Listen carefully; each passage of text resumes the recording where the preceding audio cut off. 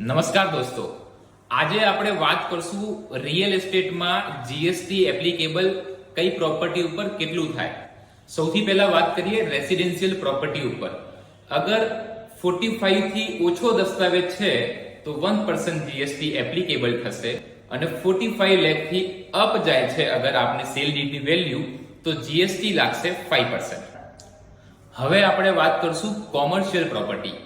Commercial પ્રોપર્ટીમાં અગર સ્ટેન્ડલોન tower છે, exclusive commercial property છે તો એમાં જીએસટી એપ્લિકેબલ થશે 12%.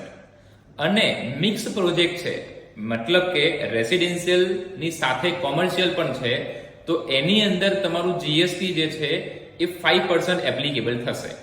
અને જે પ્રોપર્ટીની ડીયુ પરમિશન આવી ગઈ છે, એટલે કે રેડી ટુ મૂવ ઇન છે, એ પ્રોપર્ટી ઉપર જીએસટી એપ્લિકેબલ નહીં રહે, એટલે એમાં 0% જીએસટી રહેશે.